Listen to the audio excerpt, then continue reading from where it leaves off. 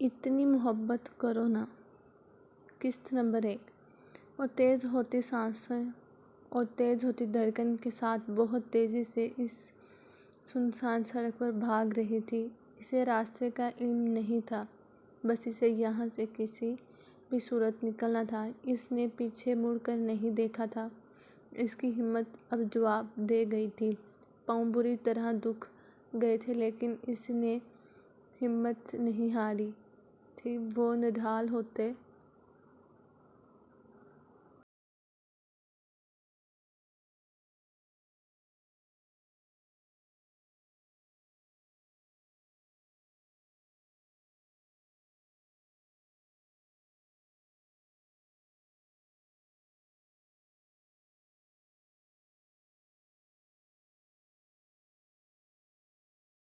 وجود اور معاف ہوتے ذہن کے ساتھ قدم آگے بڑھا رہی تھی۔ اس کی آنکھوں کے آگے بار بار اندھیرا آ رہا تھا مگر اسے یہ موقع نہیں گنوانا تھا۔ اچانک کوئی اس کے سامنے آتا ہے اور وہ چٹان نمک چیز سے ٹکرا کر گرتی ہے اور اس کی آنکھوں کے آگے اندھیرا سا آ جاتا ہے۔ تاریکی میں جاتے ہوئے دماغ کے ساتھ جو آخری بات اس کو یاد آتی ہے وہ یہ کہ اس کا بے ہوش وجود دو مضبوط بازوؤں کی گرفت میں ہے۔ تپتی ہوئی دھوپ میں وہ مایوس قدم اٹھائے چلا جا رہا تھا۔ سنجیدگی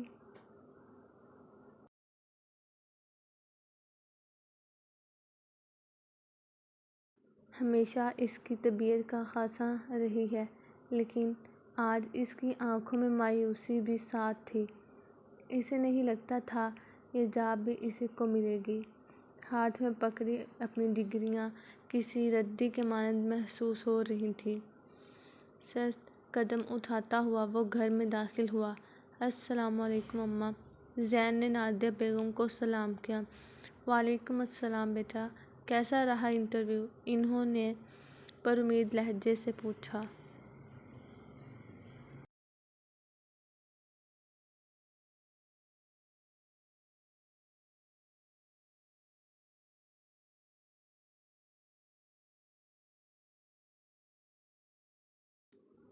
سفارش کی بنا پر سلیکشن ہوگی کسی اور کی، زین پانی گلاس میں نکالتے ہوئے جواب دیا۔ تھکن کے آثار سے اس کے چہرے نمایاں تھے۔ مایوسی کفر بیٹا، ہر چیز کا وقت مقرر ہے، مل جائے گی جاب بھی۔ جاؤ منہ ہاتھ دھو کر آؤ، میں کھانا لاتی ہوں۔ وہ دماغ میں آئی سب سوچوں کو جھٹک کے کمرے میں چلے گیا۔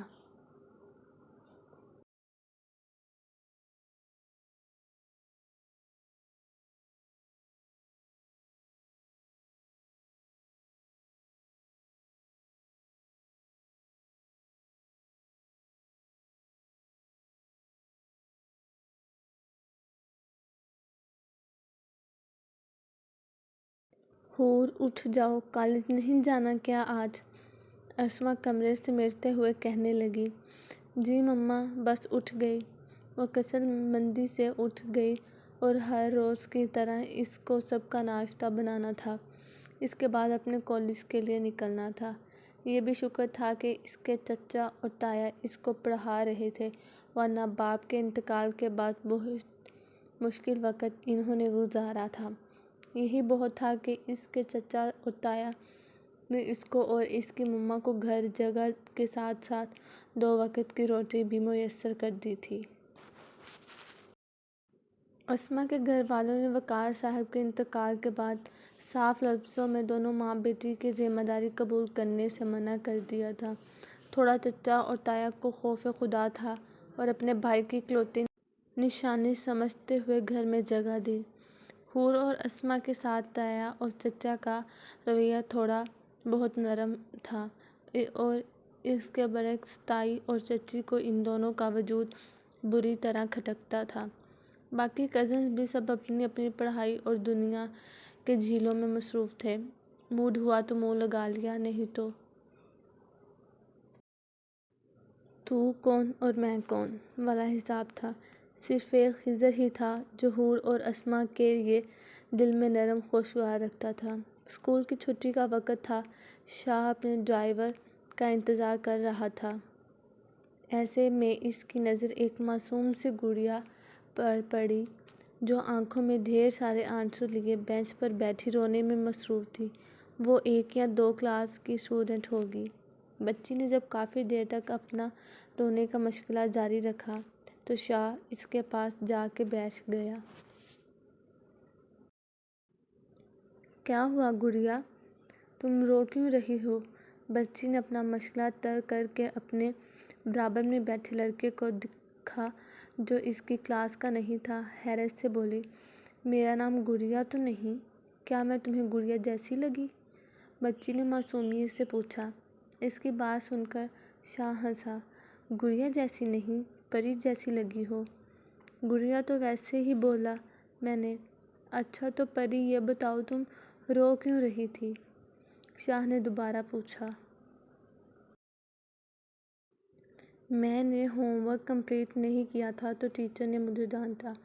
بچی نے دوبارہ آنکھوں میں آنسو لیے کہا، تو تم نے اپنا ہوم ورک کیوں نہیں کیا؟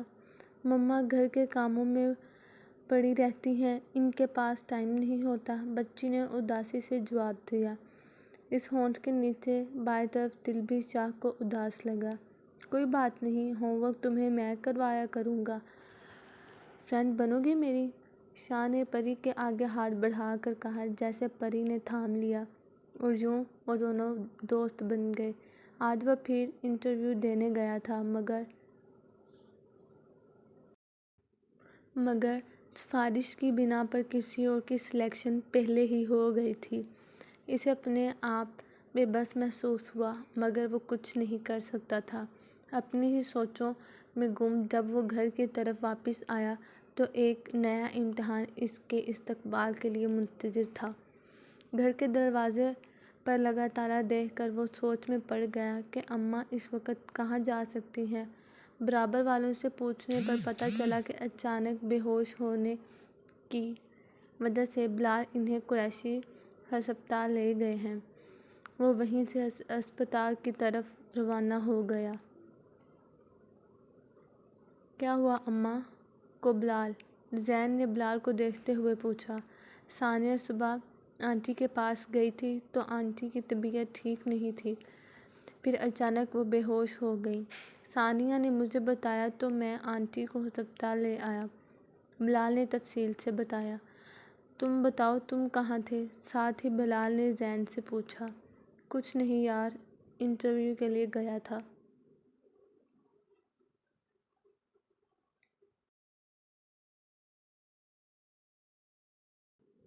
مجھے انتہائی دکھ کے ساتھ کہنا پڑ رہا ہے، وقت پر پراپر ٹرمینیٹ نہیں کروانے سے ان کی ایک کڈنی فیل ہو چکی ہے اور دوسری انفیکٹ ہے۔ آپ ان کا خیال رکھیں اور پراپر ٹرمینیٹ شروع کروائیں۔ ڈاکٹر نے تو اپنی بات ختم کر دی مگر زین کے لیے سوچوں کے نئے پہلو نکل آئے۔ کمرے سے باہر آنے پر زین اپنی اماں کے پاس گیا۔ وہ دوائیوں کے زیر اثر سو رہی تھیں۔ زین نے اپنے آپ کو اتنا بے بس اور لاچار سمجھا اور 2-3 چھوٹی موٹی ٹینشن سے 2 وقت کی روٹی تو میسر ہو جاتی تھی مگر اب اماں کا علاج؟ یہ اس کے لیے سوالیہ نشان تھا مگر کچھ نہ کچھ تو کرنا تھا کیونکہ اس کے لیے دنیا میں واحد رشتہ اس کی ماں کا تھا۔ زین ایک خوشحال گھرانے میں پیدا ہوا۔ ساجد صاحب آئیجے شوہر ہونے کے ساتھ ساتھ بہترین باپ بھی تھے۔ بہترین باپ تھی، زندگی سہولیات سے ہراساں تھی۔ زین ان کی اکلوتی اولاد تھا جو کہ شادی کے کچھ بعد اس وقت نادیہ بیگم کو حالات کی سنگینی کا علم ہوتا ہے۔ ظفر کے ہاتھوں میں انہیں صداقت محسوس نہیں ہوئی مگر وہ اکیلی عورت ذات کچھ نہیں کر سکتی تھی۔ وہ اپنی زندگی اور حالات کے بارے میں سوچ رہا تھا کہ بلال اس کے پاس آیا۔ کیا کہتے ہیں ڈاکٹر؟ بلال نے برابر میں بیٹھے ہوئے پوچھا۔ زین نے ساری تفصیل بلال کو بتائی۔ سمجھ نہیں آ رہا کیا کروں، وہ اس وقت پریشان دکھ رہا تھا۔ پریشان مت ہو، آزمائش کا وقت ہے، گزر جائے گا۔ کاش میرے بس میں ہوتا تو میں تمہارے لیے کچھ کر سکتا۔ بلال اس کی مخلص دوست تھا، محلے میں برابر میں ہی رہتا تھا۔ اس کے اوپر بھی 3 بہنوں کی اور معذور باپ کی ذمہ داری تھی۔ وہ زین کی طرح ہی مجبور تھا، جاب اس کی بھی ضرورت تھی جو زین کی طرح اس کے پاس نہیں تھی۔ حور جیسے ہی تھکی ہاری کالج سے گھر پہنچی تو سارا چچی نے اسے کچن بلوا لیا۔ آ گئی تم؟ جی چچی، کوئی کام تھا؟ حور نے پوچھا۔ ظاہر ہے، جبھی تو بلایا ہے۔ آج ماہم کو دیکھنے کچھ لوگ آ رہے ہیں تو شام کے لیے اچھا سا ریفریشمنٹ تیار کرو اور پھر کمرے میں ہی رہنا۔ یہ کہہ کر وہ چلے گئیں۔ حور کچن میں بڑی ہو گئی۔ کل اسے اپنا اسائنمنٹ بھی لازمی سبمٹ کروانا تھا تو اب سونے کا تو سوال ہی پیدا نہیں ہوتا تھا۔ جلد ہی کچن کا کام فارغ ہوئی۔ آج عام دنوں کی بنسبت موسم اچھا تھا، گرمی کا احساس نہیں تھا اور اپنا اسائنمنٹ لے کر لان میں آ گئی۔ ماہم کے رشتے والے آ چکے تھے۔ ماہم میک اپ میں لبیز مسکرا کر انہیں ناشتہ دے رہی تھی اور چچی بات بات پر مسکرا کر بتا رہی تھیں کہ یہ کباب لیں، ماہم نے بنائے ہیں۔ میکرونی تو ٹیسٹ نہیں کی آپ نے؟ ان کے ہاتھوں میں میکرونی گھر میں سب کے بہت پسند ہے۔ جب رشتے والی خاتون جانے لگی تو ان کی نظر باہر نکلتے ہوئے لان پر پڑی۔ انہوں نے سارا چچی سے پوچھا، کون ہے یہ لڑکی؟ وہ اپنی بیزاری چھپائے مسکرا کر بتانے لگ گئیں، یہ میرے جیٹھ کی بیٹی ہے۔ ان کے جانے کے بعد چچی حور کے خیالیں اس کے سر پر نازل ہو گئیں۔ میں نے تمہیں منع کیا تھا نا کہ کمرے سے باہر نہیں نکلنا۔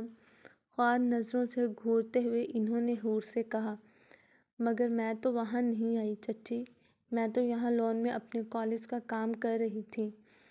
حور کے جواب دینے پر ساس چچی نے غصے میں اس کا اسائنمنٹ پھاڑ دیا۔ آئندہ اگر میری بات نہ مانی اور زبان۔ حور بے بس سے آنسو بہاتی آئی دیکھ رہی تھی، اب دوبارہ اس کو اتنی محنت کرنی پڑے گی۔ شور کی آواز سن کر اسماء حور کی امی وہیں آ گئیں۔ کیا ہوا بھابھی؟ اپنی بیٹی کو قابو میں رکھو اور اس کی زبان کو بھی، یہ کہہ کر وہ چلے گئیں۔ حور تم نے زبان چلائی ہے؟ حور روتی ہوئی، نہیں ماما، میں نے تو انہیں صرف یہ کہا کہ میں ان خاتون کے سامنے روم میں تو نہیں آئی، میں یہاں بیٹھ کر اپنا کام کر رہی تھی۔ دیکھیں چچی نے میری ساری محنت ضائع کر دی۔ اسماء لمبی سانس بھر کر رہ گئی۔ دیکھو حور، آئندہ اپنی چاچی یا کسی کو آگے سے جواب نہیں دو گی تم۔ مگر مما میں نے تو۔ حور میں کیا کہہ رہی ہوں؟ اسماء نے حور کی بات کاٹتے ہوئے کہا۔ جی ماما۔ حور بھی اپنے نوٹس لے کر اندر چلی گئی۔ اسماء آسمان کی طرف دیکھ کر یہ دعا کرنے لگی، اللہ پاک، میری حور بہت معصوم ہے، آگے اس کا واسطہ اچھے لوگوں سے پڑے اور اس کے نصیب میں محبت کرنے والا شخص لکھ دینا۔ اگلے دن شاہ کو ہاف ٹائم میں پری نظر آ گئی۔ وہ اپنے دوستوں کے پاس سے اٹھ کے اس کے پاس جا بیٹھا۔ کیسی ہو پری؟ شاہ نے پوچھا۔ میں ٹھیک ہوں، اس نے خفگی سے جواب دیا، ساتھ میں دل بھی خفا ہو جیسے۔ ارے یہ تمہارا منہ کیوں بنا ہوا ہے؟ شاہ نے پھولے ہوئے گال دیکھ کر پوچھا۔ آج مما نے مجھے لنچ میں بسکٹ رکھ دینے، مجھے وہ نہیں کھائے۔ جیسے اس نے اپنی زندگی کی سب سے بڑی پریشانی بتائی۔ اس میں کون سی بڑی بات ہے؟ تم میرا لنچ باکس لے لو، اس میں سینڈوچ ہیں، تمہیں سینڈوچ پسند ہے؟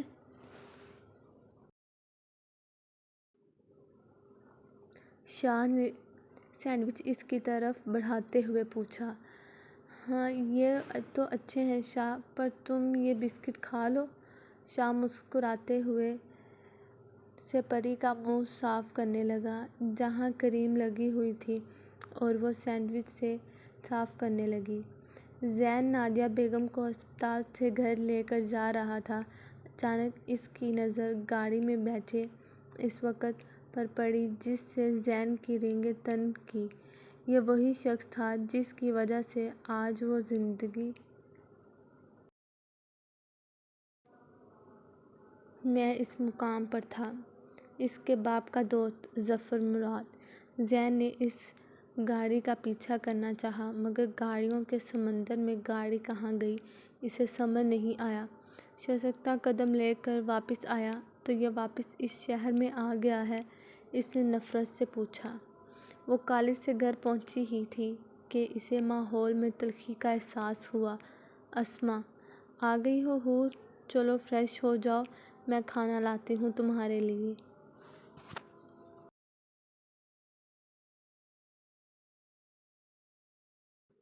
حور ماما آپ کی آنکھیں اتنی لال کیوں ہو رہی ہیں؟ کچھ نہیں، ابھی پیاز کاٹی تھی، شاید اس کی وجہ سے ہو رہی ہوں۔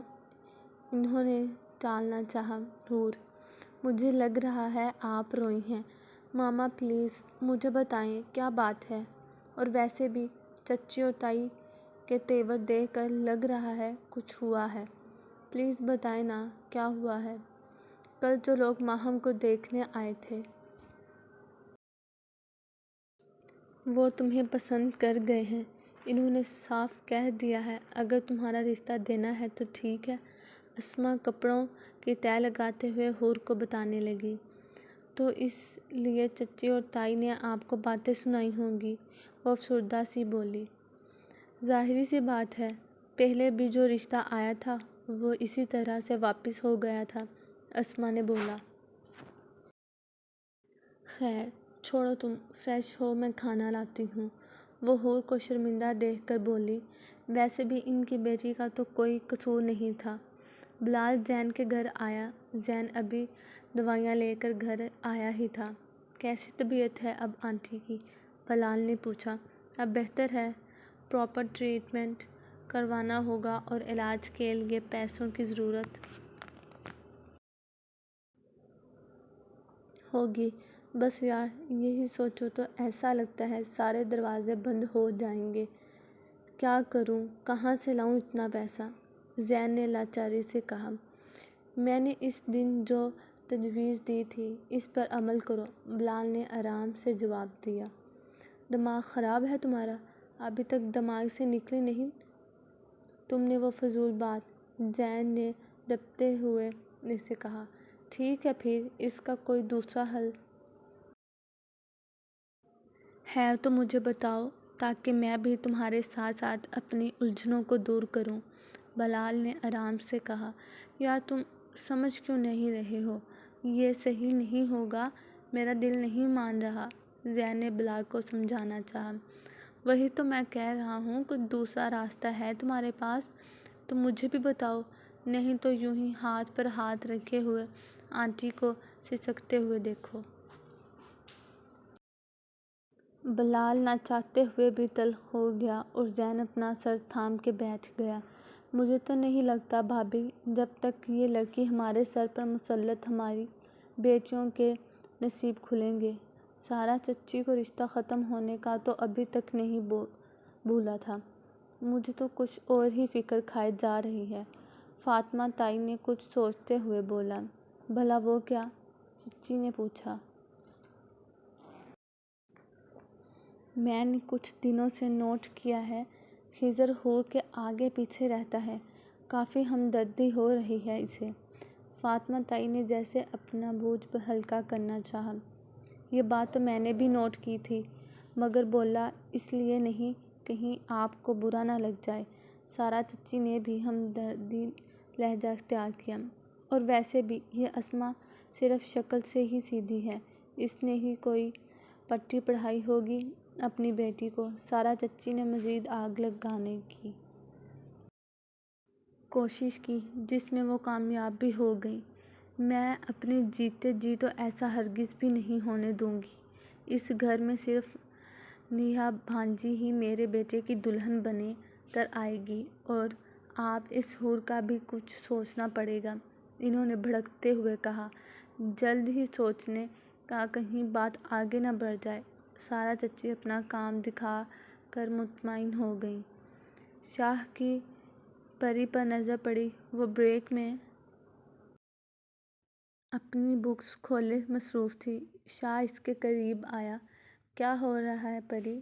شاہ نے پری سے پوچھا۔ مجھ سے پرابلم سالو نہیں ہو رہا، اس نے افسردگی سے کہا۔ ذرا دکھاؤ مجھے، شاہ نے ہاتھ میں بک لیتے ہوئے کہا۔ ارے یہ تو بہت ہی ایزی ہے، ادھر دیکھو، میں سمجھاتا ہوں۔ آیا نہ سمجھ میں؟ شاہ نے پوچھا۔ بالکل نہیں، پری نے ایک اداس سے جواب دیا۔ اس کے بعد 7ویں دفعہ سمجھانے پر پری کو سمجھ میں آ گیا۔ وہ کیا ہے نا، میرا میتھ تھوڑا ویک ہے، پری نے معصومیت سے کہا۔ اسے تھوڑا ویک نہیں کہتے ہیں، بہت زیادہ ویک ہو تم میتھ میں، شاہ نے سنجیدگی سے کہا۔ جاؤ، نہیں ہو تم میرے دوست، نہیں بات کرنی میں تم سے۔ پری اچھا خاصا پریشان ہو گئی۔ ارے میں تو مذاق کر رہا تھا، خفا تو نہیں ہو؟ اس نے 2 انگلیوں سے پری کے گال کو چھوا۔ آخر پری مان گئی۔ جیسے جیسے دن گزر رہے تھے، ان دونوں کی دوستی اور پکی ہوتی جا رہی تھی، اور ان کی دوستی کی کتنی مدت ہے یہ دونوں ہی اس سے بے خبر تھے۔ حور کچن میں کھانا بنانے میں مصروف تھی۔ خضر وہیں چلا آیا۔ اور کیا بنا رہی ہو ڈیئر کزن؟ میں رات کے کھانے کے لیے قیمہ بنا رہی ہوں اور ابھی پلاؤ بنایا ہے۔ کیا آپ کو کچھ چاہیے؟ اس نے کام کرتے ہوئے خضر سے پوچھا۔ ایک وہی تو تھا جو سارے کزن میز کا خیال رکھتا تھا، ورنہ تو سب ضرورت کے وقت ہی اس کو پکارتے تھے۔ اگر مسئلہ نہ ہو تو 1 کپ چائے بنا دو۔ وہ سامنے ہی چیئر پر بیٹھ گیا۔ مسئلہ کیسا خضر بھائی؟ ابھی بنا دیتی ہوں۔ وہ چائے کا پانی بڑھانے لگی۔ تمہاری اسٹڈیز کیسی جا رہی ہیں؟ کہیں کوئی پرابلم تو نہیں؟ خضر نے سامنے ٹیبل پر دونوں ہاتھ رکھتے ہوئے پوچھا۔ نہیں، اسٹڈیز تو اچھی چل رہی ہیں۔ ایگزام بھی ہونے والے ہیں، بس اس کی تیاریوں میں مصروف ہوں، اس نے چائے کا کپ سامنے رکھتے ہوئے کہا۔ اگر کوئی بھی پرابلم ہو تو بلا جھجک پوچھ لینا۔ جی، اگر کوئی مسئلہ ہوا تو آپ کا ہی سر کھاؤں گی، حور نے مسکراتے ہوئے خضر کو جواب دیا۔ خضر بھی مسکرانے لگا۔ اتنے میں ایک فاطمہ تائی آ گئی۔ تم یہاں کیا کر رہے ہو خضر؟ امی چائے پی رہا تھا، کچھ کام ہے آپ کو؟ ہاں، مجھے تہمینہ خالہ کے گھر جانا ہے۔ اور تم یہاں کیوں کھڑی ہو؟ انہوں نے حور سے پوچھا۔ جی تائی، رات کے کھانے کی تیاری کر رہی تھی، حور نے کام ختم کرتے ہوئے جواب دیا۔ ہو گئی نا تیاری؟ تائی نے پوچھا۔ جی، حور نے اتنا ہی کہا تو جاؤ اپنے کمرے میں، یہ کہتے ہیں۔ وہ بھی چلے گئے اور پیچھے حور بھی کچن سے نکل گئی۔ خضر وہاں بیٹھ کر افسوس سے اپنے گھر والوں کے رویے کے بارے میں سوچ رہا تھا۔